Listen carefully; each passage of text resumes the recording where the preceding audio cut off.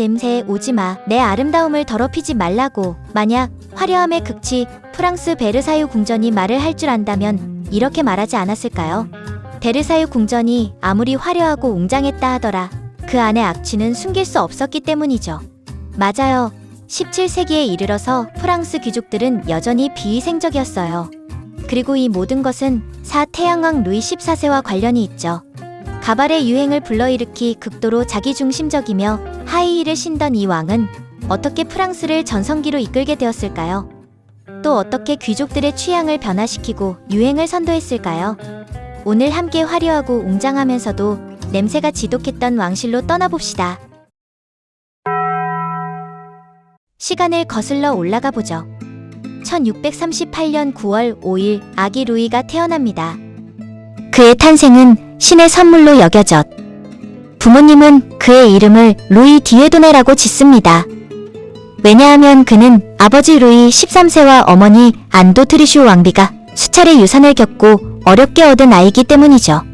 그래서 아기 루이는 태어나자마자 온 왕, 아니 온 국가의 희망이 되었습니다. 온 국가의 기대를 짊어진 루이의 어린 시절은 정말 평탄치 않았습니다.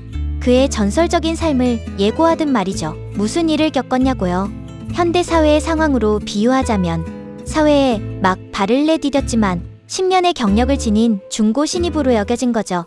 그가 5살이 채 되기도 전 아버지 루이 13세는 낙마사고를 당했고 그로 인한 폐렴으로 세상을 떠났습니다. 당시 막 글자를 뗄 나이였던 루이는 아무것도 모른 채 왕위에 올랐고 루이 14세로 무려 72년간의 통치를 시작하게 되었습니다. 그때만 해도 이 어린 소년이 역사상 가장 오래 재위한 군주가 되리라고 누구도 상상하지 못했습니다.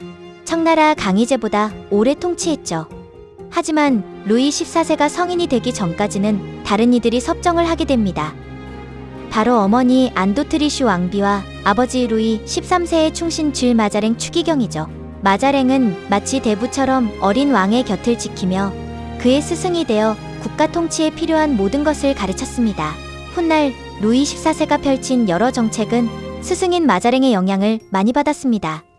루이가 왕위에 오른 초기는 30년 전쟁 말기에 해당하는 시점입니다. 이는 종교 전쟁으로 시작했지만 점차 영토와 권력을 차지하고자 하는 유럽 각국의 전면전으로 번지게 되죠. 프랑스는 전쟁 마지막 10년간 참전하여 성공적으로 유럽 대륙의 패권을 거머쥡니다. 하지만 이렇게 어린 루이의 통치의 여정이 순탄하기만 했을까요? 아니죠. 절대 그렇지 않습니다. 앞서 언급했듯이 루이 14세는 통치 시작부터 엄청난 난관에 부딪힙니다. 전쟁으로 인해 국가는 황폐해졌습니다. 우리 채널을 자주 보신다면 아시겠지만 전쟁이 국가 재정에 미치는 영향은 어마무시하죠. 게다가 고통받은 백성의 불만도 커져갔습니다. 루이는 빠르게 자리를 잡아야만 국가 통치의 권위를 세울 수 있었습니다. 막 성인이 된 루이 14세는 이런 여러 문제를 떠안게 되었고 더구나 전쟁으로 국고는 텅 빈 상태였습니다. 이 텅 빈 국고를 어떻게 다시 채울 수 있었을까요? 가장 편리한 수단은 징세였습니다. 국민들의 주머니를 털면 되니까요. 이렇게 루이는 통치 기간 동안 여러 세금 정책을 도입했습니다. 소금세와 토지세를 포함해서 말이죠. 이는 농민들의 불만을 불러일으켰습니다. 국왕과 귀족 간의 비정상적인 관계로 인해 귀족, 성직자 같은 부르주아 유상 계급은 납세 의무가 없었거든요. 이에 반해 죽으림을 다해 열심히 일하는 농민과 상인들은 높은 세금 부담을 짊어져야 했고 평민들은 이로 인해 몹시 분노했습니다. 게다가 귀족들은 일부 세금을 빼돌려 자기 입속을 챙기기까지 했죠. 정말 불공평하죠. 하지만 이 시기 루이는 이를 신경 쓸 여유가 없었습지지진이다. 산업 발전에 집중하며 국내 경제의 근본적인 자립에 몰두했습니다. 그때까지도 그는 민심을 외면하는 것이 후손들에게 어떤 악영향을 끼칠지, 더 나아가 대혁명을 초래하게 될지는 상상치도 못했습니다. 이전 영상 가운데 프랑스 혁명과 루이 16세에 대한 내용이 있으니 관심 있다면 우측 상단을 클릭해 시청해보세요. 게다가 당시 루이 14세는 국내 문제만으로 바빴던 것이 아니었죠. 당시 각국의 치열한 경쟁과 갈등 속 루이는 정신을 바짝 차려야 했습니다. 그렇지 않으면 프랑스가 유럽에서 누리던 패권적 지위를 잃을 수 있었기 때문이죠. 루이 14세 통치 기간 동안 프랑스는 끊임없이 프랑스 네덜란드 전쟁, 9년 전쟁, 대동맹 전쟁, 스페인 왕위 계승 전쟁 등 대규모 전쟁에 참여했습니다. 왜 이 전쟁들은 끝없이 이어졌을까요? 이는 자만실에 대한 때문이었습니다. 루이 14세는 끊임없이 영토를 확장해 프랑스의 영광을 드높이고 권력을 독차지하길 원했죠. 그렇다면 루이 14세는 왜 이토록 권력에 집착하고 이를 중시했을까요? 여기엔 가슴 아픈 이야기가 숨겨져 있습니다. 바로 루이 10 어릴 적 겪었던 프랑스의 내란, 프롱드의 난 때문이죠. 이 내란은 왕실을 상대로 왕권을 약화시키려는 반란이었습니다. 당시 겨우 12살이었던 루이 14세는 한밤중 잠을 자다 말고 어머니, 동생 필리프와 함께 파리를 떠나 도망쳐야 했습니다. 짧은 유랑 생활을 겪으며 처음으로 가난을 느껴본 그는 권력이 얼마나 취약한 것인지, 이로 인해 그는 모든 형태의 반란과 귀족의 권력에 강한 두려움을 갖게 되었죠. 따라서 정치권을 가지게 되자 파리라는 상처의 도시를 뒤로 한 채 떠나 파리 근처인 베르사유에서 그만의 작은 세계를 만들었고, 철저한 중앙 집권 체제를 도입해 모든 귀족들을 자신의 통제하에 두었습니다. 누구도 도망칠 수 없도록 말이죠. 루이 14세는 자신만이 유일한 왕이 되기 위해 노력했습니다. 마치 태양이 하나뿐인 것처럼 국민들의 왕도 오직 하나여야 했죠. 태양에 대해 말을 꺼낸 김에 역사 수업을 제대로 들은 분이라면 루이 14세를 떠올릴 때 태양왕이라는 별칭이 생각나실 겁니다. 이는 루이 스스로에 대한 평가와도 들어맞죠. 그럼 이 별칭은 어떻게 만들어진 걸까요? 사실 이는 본인이 직접 지은 겁니다. 네, 자존감 대회 1등 루이 14세는 통치 기간 동안 예술 산업을 적극 장려했습니다. 특히 발레를 좋아했죠. 왜냐고요? 그도 발레를 즐겨 췄기 때문입니다. 루이 14세는 13살부터 발레 무대에 서기 시작했고, 그중 자주 섰던 작품이 바로 태양신 아폴론 관련 극이었습니다. 그는 농담 삼아 스스로를 태양왕이라고 부르기 시작했고, 반복되자 주변 모두가 그의 의도를 눈치채고 그를 태양왕 루이 14세로 부르게 되었죠. 그렇다면 태양왕은 어떻게 명실상부한 프랑스의 왕이 되었을까요? 이를 이해하려면 먼저 어떻게 끓는 물속의 개구리처럼 서서히 귀족 세력을 약화시키고 귀족들을 비현실적인 허영심에 빠지게 만들어 권력 다툼에 흥미를 잃게 만들었는지 알아야 합니다. 바로 여기서 희생양 베르사유 궁전이 등장합니다. 현대인에게 베르사유 궁전은 허황된 화려함을 의미하지만 루이 14세에게 있어서는 일생의 꿈이자 그의 위엄을 드러낼 수 있는 초호화 궁전이었습니다. 베르사유 궁전에는 수많은 방과 시설이 있었습니다. 화려한 정원, 예술품 창고, 무도회장, 극장 등 완공에만 수십 년이 걸렸죠. 성격이 급했던 루이는 본관이 완성되자마자 서둘러 약 20년 만에 베르사유로 들어서게 됩니다. 베르사유로 입궁 후 루이는 계획을 세우기 시작했죠. 이렇게 아름다운 궁전, 나 혼자 즐길 순 없지. 루이는 반강제적으로 각지의 귀족과 대지주,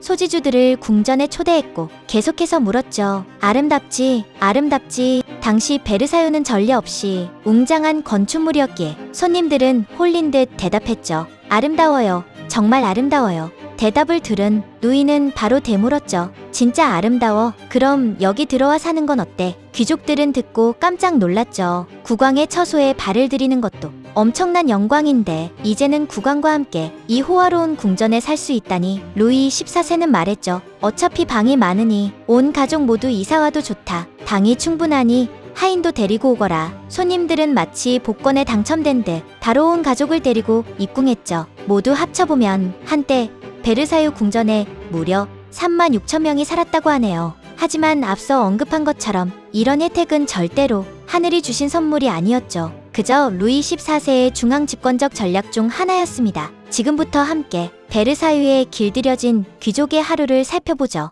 매일 아침 6시 루이 14세의 하루가 시작됩니다. 일반인이라면 아마 침대에서 꿈을 대다 일어나 세수하겠지만 태양왕은 결코 일반인이 아니었죠. 그는 매일 수백 명의 귀족을 불러 자신의 환복쇼를 보게 했습니다. 과거 왕실 구성원의 환복은 하인들이 도맡았지만 루이 14세의 베르사유 궁전에서는 36,000명의 베르사유 한량들이 대기 중이었죠. 어차피 할 일도 없으니 루이 14세의 환복에 동원된 겁니다. 당시의 의상은 매우 화려했고 구성도 복잡했죠. 귀족들은 줄을 서서 대기하다가 옷을 한 벌 한 벌 국왕에게 전달해 입혀주었습니다. 어떤 이는 거울을 들고 루이 14세를 칭송하는 역할을 맡았죠. 왕과 조금이라도 가까워지면 얻을 게 많았기 때문입니다. 맞아요. 당시 베르사유 궁전은 말 그대로 루이 14세 칭송 클럽이나 다름없었어요. 루이와 더 가까워지고 그의 기억에 남으면 더 많은 특권과 재산 또는 더 큰 방을 얻을 수 있었죠. 누구나 루이 14세를 섬기길 바랐죠. 점심에는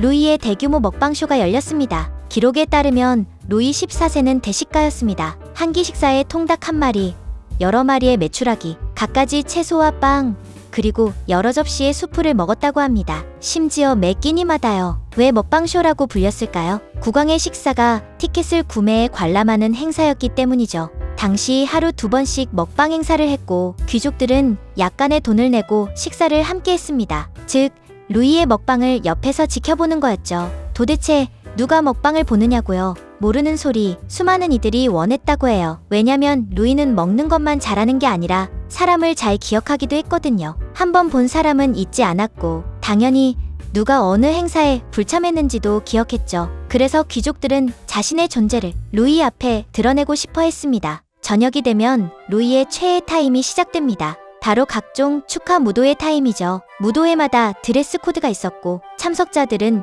최대한 화려하게 준비해야만 루이의 눈길을 받을 수 있었습니다. 당시 루이 14세는 프랑스 국산 섬유 사업을 강력 지지했고 메이드 인 프랑스가 아니면 입지 않았죠. 경제를 살리는 동시에 홍보까지 한 겁니다. 아름다움을 찬미하고 국가를 사랑하는 루이 14세만이 할 수 있는 일이었죠. 이런 무도회를 한 달에 한 번 열었다면 모르겠지만 루이는 매일 무도회를 열고자 했고 귀족들은 매일을 밤에 입을 옷을 고민하느라 바빠 반란을 일으킬 여유조차 없었죠. 당시 베르사유 궁전은 화려함과 사치로 명성을 떨쳤고 유럽 귀족들은 프랑스어를 멋진 언어로 여기게 됩니다. 프랑스어를 구사하면 귀족이 된 듯했고 당시 프랑스어는 에리트층의 공용어이기도 했죠. 상류층이 되고 싶으시다고요? 그럼 지금 바로 어메이징 토커와 언어 공부를 시작하세요. No way! Amazing Talker has more than 10,000 tutors worldwide and millions of students. It's one of the top 3 one-on-one online tutoring platforms globally? You can even book a trial lesson with the teacher first to decide whether to buy a course. Huh,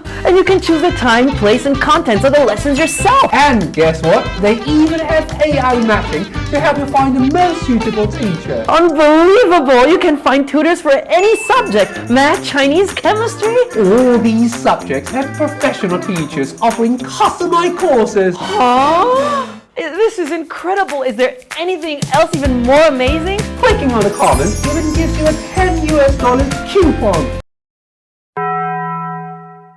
베르사유 궁전은 이렇게 밤낮으로 연회와 무도회가 열리는 장소가 되었죠. 귀족들은 루이에게 환심을 사기만 하면 풍족한 나날을 보낼 수 있었습니다. 이런 생활이 부러우시다면 그 생각 넣어두세요. 진짜 끔찍한 일이 기다리고 있거든요. 여러분, 3만여 명의 사람이 하루에 쓰레기와 배설물을 얼마나 배출할지 상상이 가시나요? 바닥에 흘린 음식과 술을 더하면 하인들이 아무리 청소를 해도 매일 열리는 연회 속도를 따라잡을 수 없었죠. 그래서 베르사유 궁전은 늘 악취가 진동했습니다. 윗물이 맑아야 아랫물도 맑다죠. 궁전의 모든 기둥에서 악취가 나게 된 원흉은 바로 궁전의 주인 태양왕 루이 14세였습니다. 그는 전형적으로 겉만 번지르르한 사람이었어요. 겉보기엔 아름답고 화려했지만 위생 상태는 아주 형편없었죠. 그의 입냄새는 매우 지독했습니다. 치아가 모두 썩어버렸기 때문이죠. 이는 당시 왕실에서 드문 일은 아니었습니다. 프랑스 디저트는 세계적인 수준이었고 귀족들은 단 음식을 즐겼습니다. 하지만 치아 관리에 대한 개념이 부족했죠. 따라서 치아가 썩는 현상은 귀족들 사이에 흔했습니다. 루이의 구강 상태는 점점 나빠졌고 결국 모든 치아를 뽑아야 했죠. 젤리나 진한 수프로 식사를 대신해야 했습니다. 이로 인해 연회에서 루이는 종종 부끄러움을 느꼈다고 합니다. 대식가라는 명성에 걸맞지 않아서였죠. 또한 당시 식품 관리 기술은 현재만큼 발달하지 못했기에 연애의 화려한 음식이 얼마나 오래된 것인지 알 수 없었고 먹기도 전에 이미 기생충으로 가득하기도 했습니다. 루이 14세도 감염된 적이 있다고 합니다. 길이 15cm에 달하는 촌충이 대변 시 몸 밖으로 기어나왔다고 하죠. 가장 끔찍한 점은 루이가 평생 단 3번의 목욕을 했다는 겁니다. 당시 사람들은 목욕을 하면 피부에 모공이 열려 흑사병 같은 전염병에 쉽게 걸린다고 믿었기 때문입니다. 게다가 루이 14세의 화려한 옷은 대부분 복잡한 디자인에 물에 젖으면 안 되는 소재로 만들어졌고 당시엔 세탁소도 없었기에 아예 씻지 않는 쪽을 택한 거죠. 그래서 그는 때와 벼룩으로 가득한 옷을 입고 다녔습니다. 시간이 지나면서 옷에 악취와 몸냄새가 뒤섞였고 그에게서 나는 냄새는 마치 5시간 운동한 고등학생의 냄새와 쓰레기 처리장 냄새를 섞은 듯했죠. 문제는 루이 14세뿐 아니라 모든 귀족들이 비슷한 상태였다는 겁니다. 몸에서 악취가 났죠. 이를 어떻게 해결했을까요? 그들이 선택한 방법은 더 강한 향수로 이를 가리는 것이었습니다. 하지만 악취는 쉽게 없어지지 않았죠. 그야말로 밑 빠진 독에 물 붓기였습니다. 호박에 줄 긋는다고 수박이 되냐고요. 이를 본 증손자 루이 15세는 궁전의 위생관념을 다시 세우기로 합니다. 누구도 루이의 냄새를 다시 맡고 싶지 않을 테니 말이죠. 여기까지 보고 이렇게 생각하실 수도 있어요. 그래, 양치 안 하고 목욕 안 하고 세탁 안 하고 아무데나 쓰레기 버리고 설마 이게 끝이겠지. 귀족들이 당시 베르사유 궁전에서 살며 루이 14세를 섬기기로 한 건 확실히 실수였어요. 왜냐하면 베르사유 궁전의 귀족들은 아무 데서나 대소변을 보는 걸 즐겼기 때문이죠. 밤에는 침대 옆에 요강을 이용했고 낮에는 궁 전체가 화장실인 것처럼 행동하며 언제 어디서든 해결했죠. 일부 공간이 화장실로 사용되었지만 대부분이 매우 빈약하고 작은 상자일 뿐이었죠. 청소 담당자가 정기적으로 그 상자의 배설물을 가까운 궁전 화단에 버려 꽃들에게 비료로 주곤 했습니다. 그래서 궁 어디서나 냄새가 가득했죠. 그렇다면 루이 14세도 이 귀족들처럼 아무데나 대소변을 봤을까요? 노노노. 태양왕의 엉덩이는 보통 엉덩이가 아니죠. 루이 14세에게는 전용 화장실 공간이 있었고 그만이 사용할 수 있는 변기 왕좌가 있었습니다. 이 왕좌는 아래 변기가 달린 의자로 루이 14세가 앉아 공문을 검토하다가 변이가 느껴지면 바로 해결하도록 만들어졌죠. 일과 나라시를 동시에 해결하시다니 과연 하루도 쉴 틈 없는 일국의 군주답네요. 하지만 이는 반은 맞고 반은 틀렸어요. 이렇게 시간 관리에 힘쓴 이유는 프랑스를 정말 중요하게 여겼기 때문도 있지만 또 다른 주요 원인은 소화기관 상태가 몹시 안 좋았기 때문이에요. 루이 14세는 대식가였죠. 매일 엄청난 양을 먹었어요. 이론적으로 활발한 배변 활동이 이루어졌을 것 같지만 그는 심각한 변비에 시달리고 있었습니다. 오랜 시간 변기에 앉아 기다려야 했고 때로는 견디다 못해 약의 힘을 빌려야 했죠. 그러다 보니 변비 아니면 설사로 고통받았고 결국 변기를 왕좌와 합치게 됩니다. 바로바로 처리. 하지만 이렇게 장시간 앉아있는 건 결국 말 못할 통증을 초래했습니다. 그는 오랜 기간의 장 트러블로 항문 근처에 누공이 생겼다고 합니다. 쉽게 말해 항문에 구멍이 난 상태였던 거죠. 이 전례 없는 질환을 치료하기 위해 수술 전 의사들은 반년 동안 건강한 환자 50명을 대상으로 실습을 했고 충분히 숙련된 후에야 이 전례 없는 수술을 진행했죠. 여러 차례에 걸친 동굴 탐험 끝에 수술을 성공적으로 마칠 수 있었습니다. 귀족들은 이때다 싶어 루이를 칭송하며 루이를 따라 사타구니에 붕대를 매는 새로운 패션 트렌드를 만들었죠. 궁정 작곡가 장 바티스트 릴리는 이 시기태의 대움을 작곡하여 국왕의 회복을 축하했습니다. 당시 사람들은 루이 14세에게 아부하고자 온갖 방법을 동원했죠. 국왕의 배설물조차 향기롭다고 할 정도였습니다. 루이 14세가 어떤 황당무계한 일을 저질러도 사람들은 그를 칭송했죠. 강한 자부심을 가진 루이는 스스로의 어떤 결점도 허용하지 않았습니다. 입고 있는 옷뿐 아니라 머리부터 발끝까지 완전 무결해야 했습니다. 모든 것이 완벽 그 자체여야 했죠. 그중 가장 언급할 만한 것은 바로 가발 패션이었습니다. 그는 유럽 역사상 가발을 쓴 최초의 군주는 아니었지만 그는 가발을 패션 아이템으로 만들어 유행시킨 최초의 인물입니다. 그렇다면 그는 왜 가발을 쓰기 시작했을까요? 당시 유럽에는 매독이 유행했고 그 치료약인 수은이 급격한 탈모를 유발했다고 합니다. 루이는 그의 대머리를 감추고자 가발을 쓰기 시작했죠. 하지만 가발을 계속 쓰다 보니 노하우가 쌓이게 되었고 귀족들에게도 가발 착용을 요구하며 관련하여 궁정 예법까지 만들었습니다. 그는 점차 독창적인 디자인을 원했고 풍성한 머리를 연출할 뿐 아니라 갈수록 더 높은 가발을 만들었습니다. 후에는 심지어 가발 길이가 높을수록 높은 신분을 상징하게 되었죠. 어느 날 연회장문이 열리자 손님들은 모두 놀라 말문이 막히고 말았습니다. 키가 165cm도 되지 않던 단신의 국왕이 10cm는 커 보였던 거예요. 180cm가 넘어 보이는 겁니다. 다들 침착하고 자세히 뜯어보니 국왕이 머리에 하늘로 치솟은 듯한 가발을 썼을 뿐 아니라 두껍고 높은 굽의 신발을 신고 있었습니다. 한순간에 키가 훨씬 커 보였던 거죠. 하룻밤 사이 가발과 하이힐은 귀족들 사이에 최신 유행 아이템이 되었습니다. 모든 이들이 루이 14세처럼 패션에 앞장서고자 했고 뒤처지지 않기 위해 여기저기 맞춤 제작 제품을 찾아다녔죠. 이로 인해 프랑스의 의류, 미용 산업이 폭발적으로 성장하게 됩니다. 또한 프랑스는 덕분에 현대 패션 대국으로 자리 잡게 되었죠. 하지만 그 휘황찬란함에는 어두운 이면이 감춰져 있었습니다. 당시 프랑스의 모든 중산층과 귀족은 모두 외면의 아름다움을 지나치게 좇아 엄청난 자금과 노동력을 화려하지만 실용적이지 못한 옷에 쏟아부었습니다. 가발과 하이힐은 수요가 너무 방대해 사회 전체의 힘을 쏟아부어야 패션에 대한 상류층의 수요를 충족할 수 있었죠. 하지만 평범한 백성의 민생은 그만큼 관심받지 못했습니다. 루이 14세가 밤마다 축제를 벌이는 동안 그의 하이힐은 한 걸음 한 걸음 사회의 균열을 만들어냈고 훗날 왕권 붕괴의 씨앗이 되고 말았습니다. 그렇다면 루이 14세는 외모에 왜 그리도 집착했을까요? 정말 아름다움을 너무나도 사랑했던 걸까요? 맞아요.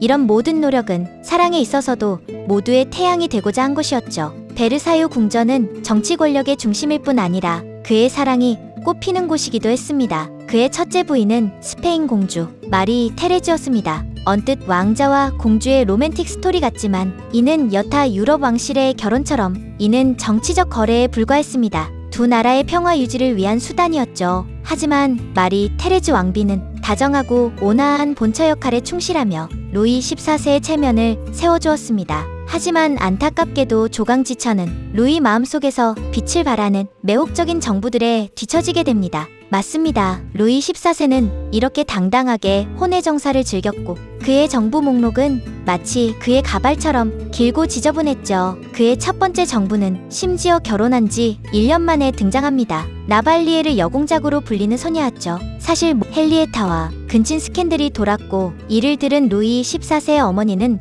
몹시 수치스러워했죠. 소문을 피하기 위해 어머니는 결심을 합니다. 아들을 위해 스캔들 연막탄을 만드는 거였죠. 새로운 대상을 찾아주는 것. 그 연막탄은 바로 헨리에타의 시녀인 라발리에르였습니다. 하지만 예상치 못하게 두 사람은 정말 서로 사랑에 빠졌고 결국 라발리에르는 프랑스의 첫 공식 정부가 됩니다. 이는 역사적으로 존재했던 공식직이었습니다. 국왕의 공식적인 정부가 되면 더 큰 권력과 지위를 얻을 수 있고 특정 연회를 주최할 수도 있었습니다. 심지어 라발리에르는 루이의 아이를 넷이나 낳았죠. 당시 루이 14세는 마리 테레즈 왕비에게 약속했습니다. 내가 30살이 되면 모범적인 남편이 될게. 하지만 당시 26살이었던 그가 4년만 놀고 끝냈을 리 없죠. 그 약속은 바람둥이 어록에 남지 않았겠어요. 루이 14세의 마음은 그의 스타일만큼 빠르게 변했고 라발리에르와 뜨거운 사랑을 이어가던 중 라발리에르의 시녀였던 또 다른 여자 몽테스팡 후작 부인에게 눈을 돌립니다.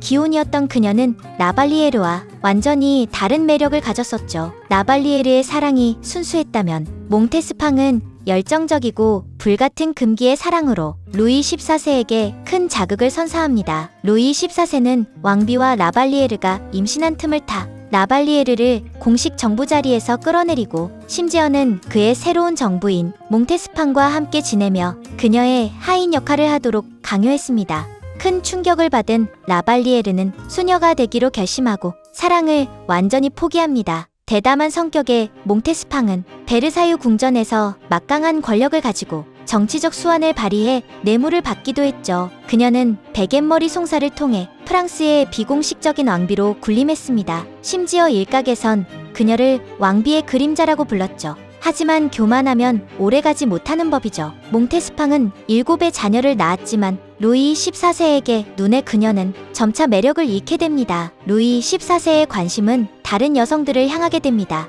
하지만 몽테스팡이 결국 완전히 버림받게 된 사건은 파리의 한 귀족 부인이 흑마법을 통해 남편을 독살하고 재산을 탈취한 혐의로 고발된 일에서 시작되었죠. 루이 14세는 이 소식을 접한 뒤 사건과 관련된 모든 일을 조사하도록 명령했습니다. 언젠가 자신도 믿었던 이에게 독살당할까 두려웠기 때문입니다. 하지만 조사 진행 중 루이 14세는 이상한 점을 발견합니다. 명단에 매우 익숙한 이름이 있었기 때문이죠. 바로 당시 그의 총애를 받던 몽테스팡이었습니다. 그는 화가 났지만 실망감이 더 컸습니다. 과거 몽테스팡과의 관계를 과시했던 것과 달리 이별은 조용히 이루어졌습니다. 루이 14세는 아무 말 없이 그녀를 쫓아냈죠. 이후 나이가 들어 중년이 된 루이 14세는 취향이 완전히 변하며 자녀의 가정교사를 선택합니다. 스카롱 부인이라는 과부였는데 그녀의 성숙하고 침착한 성격은 나이가 든 루이 14세를 매료시켰습니다. 루이 14세는 그녀와 웃으며 이야기꽃을 피우기도 진지하게 정치 이야기를 나누기도 했죠. 루이는 그녀가 여생을 함께할 동반자라고 생각했고 그녀에게 맹트농 부인이라는 직위를 주었습니다. 맹트농 부인은 거의 비공식적인 총리와 다름없었습니다. 루이 14세는 그녀로부터 정서적 지지를 받았고 국가 통치의 어려움과 영광의 순간을 모두 함께했죠. 맹트농 부인은 루이 14세의 사치스러운 성격을 바꿔놓았고 국민들이 원하는 바에 귀를 기울이도록 했습니다. 마리 왕비가 세상을 떠난 후 루이 14세는 비밀리에 망트농 부인과 결혼하였고 그녀에게 공식적으로 직위를 줍니다. 루이 14세의 사랑에 보답하며 망트농 부인은 생애 마지막까지 그를 지켰습니다.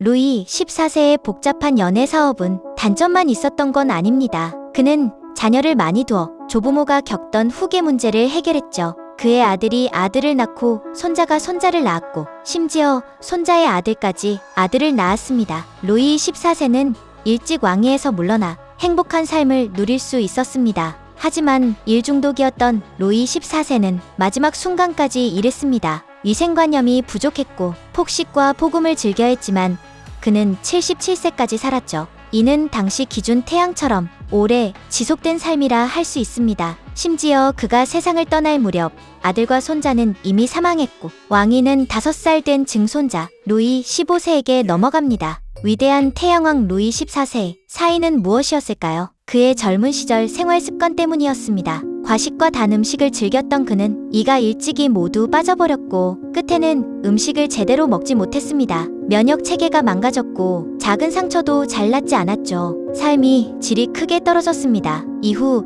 다리에 생긴 작은 상처는 곧 심각하게 덧나 괴사와 세균 감염으로 이어졌습니다. 그리고 결국 그의 생명을 앗아갔죠. 죽음을 앞두고 그는 증손자 루이 15세를 불러 미래의 국왕을 향한 진심 어린 충고를 남깁니다. 자신처럼 사치와 전쟁에 빠지지 말고 백성을 위한 통치를 해야 한다고 말이죠. 72년을 통치한 태양왕은 이렇게 프랑스를 향한 끝없는 고민과 애정을 품은 채 마지막 숨을 내쉬었습니다. 오늘의 영상은 여기까지입니다. 댓글로 여러분의 생각을 자유롭게 남겨주세요. 구독과 알림 설정, 좋아요도 잊지 말아주세요. 역사에 관심 있는 친구가 있다면 영상을 공유해주시고 채널에서 어메이징한 역사 이야기를 더 확인해보세요.